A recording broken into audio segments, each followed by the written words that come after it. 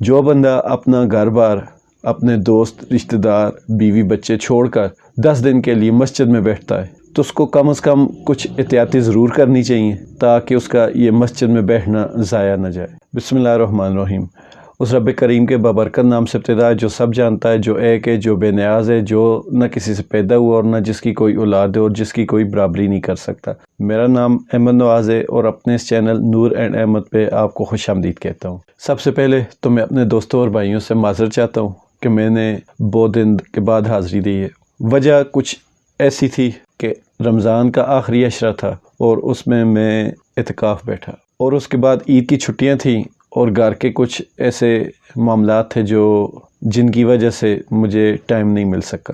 تو انشاءاللہ تعالی اب پھر سے حاضر ہو چکا ہوں، تو روزانہ کی بنیاد پہ آپ کو ویڈیوز ملیں گی اور ہمارے جو معاشرتی مسائل ہیں چھوٹے چھوٹے، ان پہ روزانہ کے حساب سے بات ہوگی۔ چند چیزیں ہیں جو میں نے اعتکاف پہ نوٹ کی تھی اور میں ضرور چاہوں گا کہ میں اپنے دوستوں کے ساتھ ان کو شیئر کروں، کیونکہ اعتکاف ایسی چیز ہے جس میں آپ نے اگر صحیح طریقے سے کر لیا تو روایات میں ہے کہ 2 مقبول حج اور عمرے کا ثواب ملتا ہے۔ اگر ثواب نہ بھی ملے تو یہ ہمارے نبی کریم صلی اللہ علیہ وآلہ وسلم کی ایک پسندیدہ سنت ہے۔ انہوں نے اپنی زندگی میں ہر سال رمضان کے آخری عشرے کا اعتکاف فرمایا، اور یہ اتنا بڑا فریضہ اور اہم فریضہ جس کو ہم اپنی چند کوتاہیوں کی وجہ سے ضائع کر دیتے ہیں۔ جو بندہ اپنا گھر بار، اپنے دوست، رشتہ دار، بیوی بچے چھوڑ کر 10 دن کے لیے مسجد میں بیٹھتا ہے تو اس کو کم از کم کچھ احتیاطی ضرور کرنی چاہیے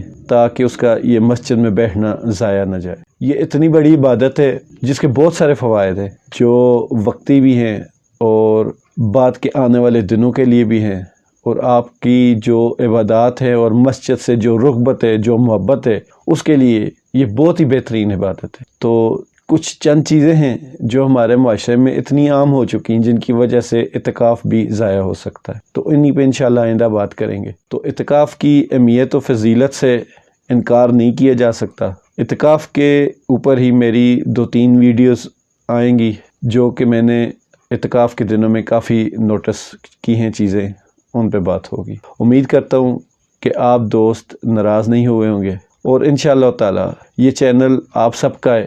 آپ بھی کومنٹس میں کوئی نہ کوئی سجیشن، کوئی نہ کوئی رائے یا کوئی نہ کوئی جو ہمارا معاشرتی مسئلہ ہے اس کو ضرور بتائیں، جس کو ہم اپنے حساب سے تھوڑی بہت تحقیق کر کے اس کو ویڈیو کا حصہ ضرور بنائیں گے۔ اللہ تعالیٰ آپ سب کا حامی و ناصر ہو۔ مجھے اجازت دیجیے گا۔ اللہ حافظ۔